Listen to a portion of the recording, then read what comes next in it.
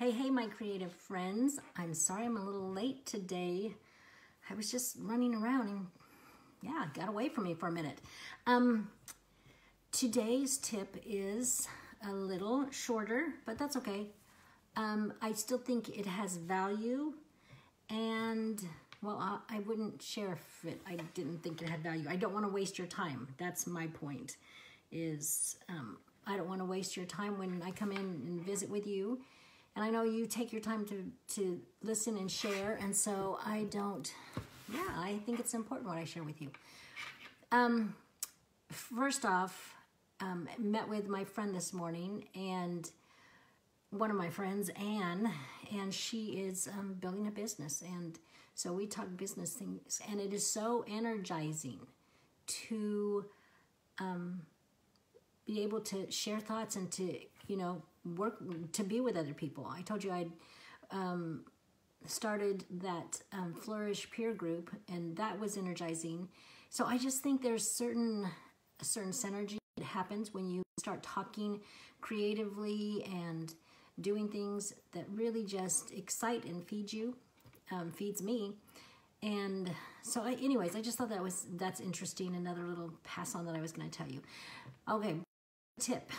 It's so interesting that Alan reads a lot, and I read a lot, but we read totally different things. Totally. He is all fiction and I'm all nonfiction. And it's funny to me that that's the way it works out. But that's just the way our preferences are. But in whatever our preferences are, I think it's beneficial to build a library. And that's our tip tonight, is to build a library, and why I think it's important. And the library can be on Kindle, and it can be hard copy. I do think there's value for some of your library to be both, actually. I think there's value in just actually sitting and cozying up with a book and having a moment where you have that tactile experience where you're touching and you're flipping the pages. And I think there's a certain feeling that comes with that. But then there's also a great use for the Kindle. For me, I'm able to mark all the things I want and then go back. And since mine's nonfiction, I can go read back. That's not even a word, is it? Go back and reread. This is what happens when I talk fast. I start making up words. So, not read back. I go back and reread the comments or the things that I have highlighted. And it's a great way to share. And you have a search bar, and you can, if you're thinking about something and you go, oh, I read that before, then you have that ability to go back and find it. And so I love, and when the Kindle first came out, I didn't like it, but I love it now. I love the Kindle for the research capabilities and to be able to take it on the go anywhere. I can literally pull up my phone and start researching or start reading and being filled with ideas anywhere. It's just awesome. But there are some books too that I have a hard copy, but I also have it in the Kindle because I find it that much value in them. So I was going to read some quotes and share some ideas from other people as well about libraries and about reading. This is from Creative Calling, and I believe that is, I don't know who the author is. I'd have to look. Well, anyways, Creative Calling. And he says, when I realized that no one was going to mentor me the way I'd always imagined, I turned to books. Books are mentorship at scale. The best part is you can be mentored by the greatest minds in history if you're willing to crack the pages of a book. That is so much the truth. So much. I mean, even when I'm doing these videos and I go back and read Marcus Aurelius' books, Meditation, it's like that guy was around in just 150 BC. That is incredible that I can tap into that resource because it's in a book. And there's so much value in when you have limited access to people, but you want to do something. It's it's great to be able to access great minds. And I know, some of our creativity is writing, it's painting, but even in painting where you think, oh, that's a visual thing, I can tap into notes and things of these artists, things that they've written themselves and things that other people have written about them, about their lifestyle, about the things they chose to do, about critiquing their art. Some of the works of that people will write about authors. And I was just reading something a little while ago today, and one woman was looking at the art of Rembrandt when he was first starting out, and he did a self-portrait where he's small in the canvas. The canvas is large, it's a dark room, he has a blank canvas, and it's just the uncertainty. But then she compared one to a 20 or 40 years later, I can't remember. And it was a totally different self-portrait. It was large, it was confident, the brush strokes were totally different. And it was just like reading that about him just fed me that, yeah, there's a process. As an artist, there's a process. Your first work is not going to be what your later works are going to be, hopefully. But, so being able to read that inspires, and it clears a vision of what the creative process is like for somebody else. So there's so much value in the book, like any book, when we read a book, and it can prove to be a training ground for ourselves in whatever we want to do. And we are so fortunate. I mean, when I was a girl, we didn't have the internet. We didn't have access, the access that we do now to practically anything. I mean, you can even go, you have scientific research papers that you can go to.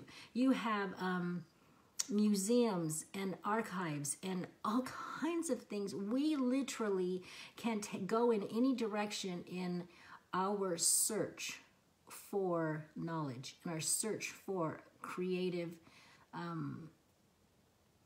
past experiences. So building a library, can build your mentorship. Can build your life like you had a mentor, is what he is saying. Okay, so Anne Quinn, one of her quotes is, books are the plane and the train and the road. They are the destination and the journey. They are home. So kind of that process of, well, back in the day, that is how they traveled. They traveled through these experiences. I know that when Alan reads books like Les Mis, he was reading it to the kids, and he would often tell the kids, now you have to remember these books were written in a time where they didn't travel, so they spent a lot of time on the city, how it was situated, or certain things that we might find very burdensome, but for them it helped them travel this space and to envision the area and envision things. And that was their way to travel. Nowadays, we have the ability to move about so easily, and I'm living in Sweden right now. So yeah, but it can even still be that if you want to travel and you can't right now. If you have a lot of kids, a big family, you're not likely traveling.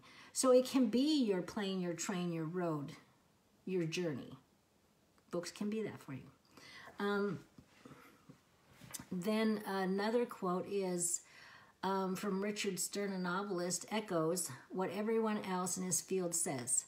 I don't think there are any writers who have not read, who have not been enchanted by books, stories, and poems. And that's from Creativity Flow. And the idea is that even though that he's talking to writers specifically, that doesn't mean that any other type of creative area you're not going to be enchanted with a book. It's not going to affect you. It's going to affect you. It's going to make you see different. And in fact, Lee Wells, who's a graphic artist who's been working for 20 years, says, I tend to gather strong, and this is her process, I tend to gather strong visual inspiration while having verbal experiences, meaning reading an interesting article or well-written phrase, glimpsing a clever book title, or overhearing a random pair of words, a random pairing of words. When that happens for her, mental pictures appear. So she's a graphic designer who gets her inspiration from books and from articles and from the written word.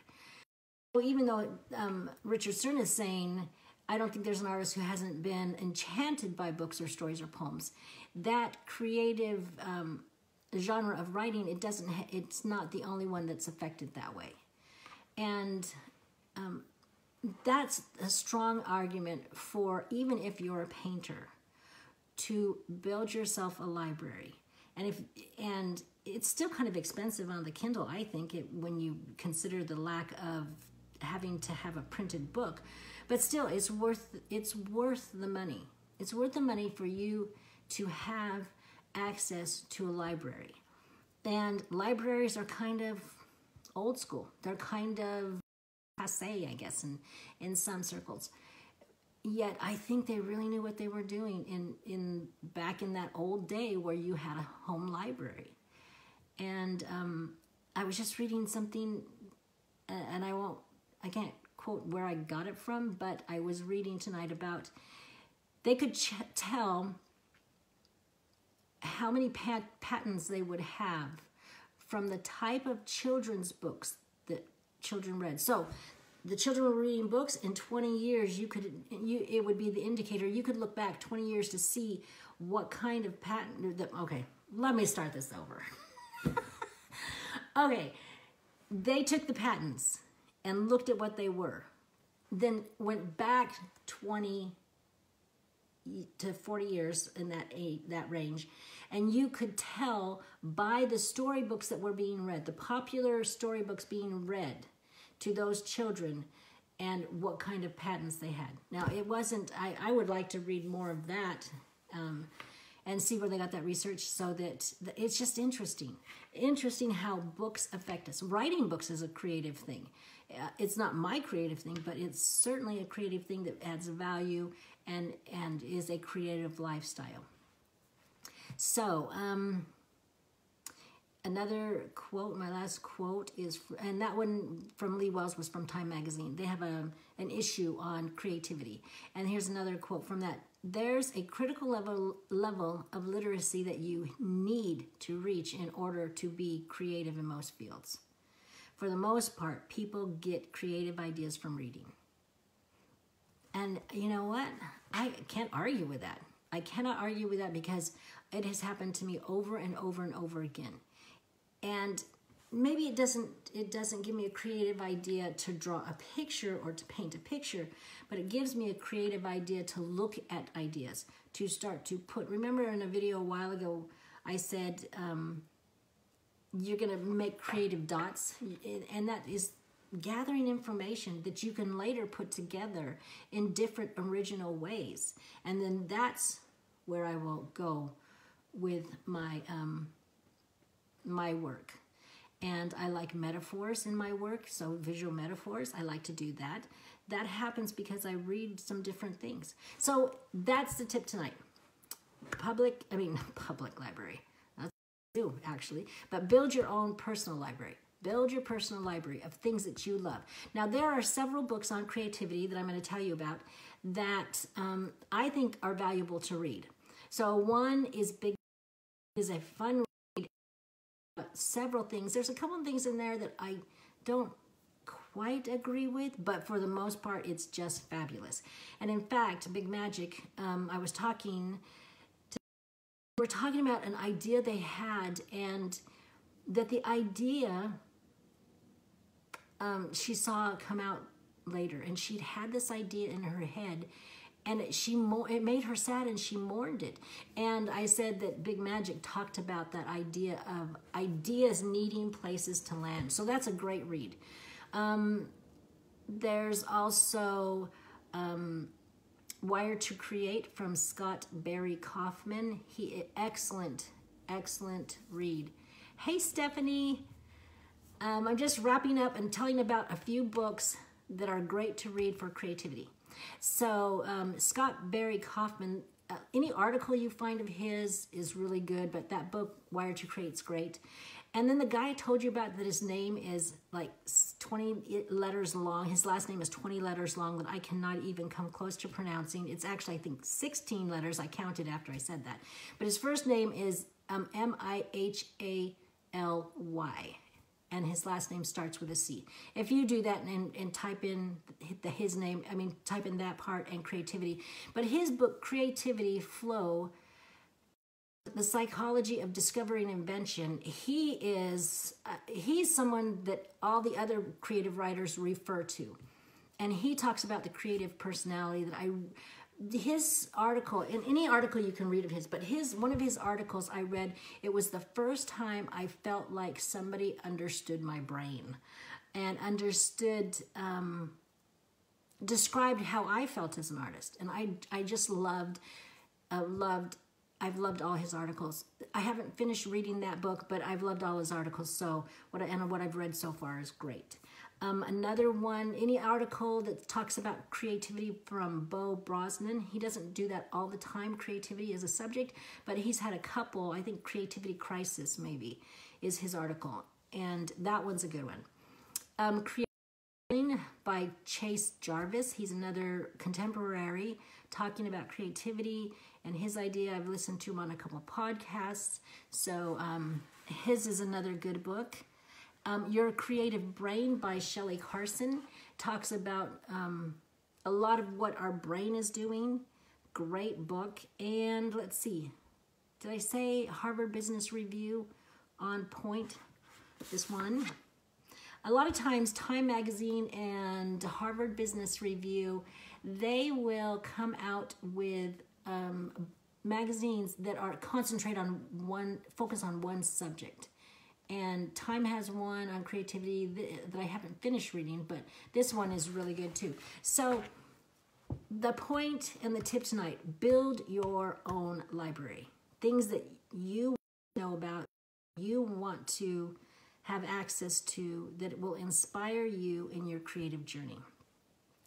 So share with me how books have affected your creativity, or any other books that you feel like they don't have to necessarily be on creativity, but if you feel like they fuel creativity in a big way, then share those.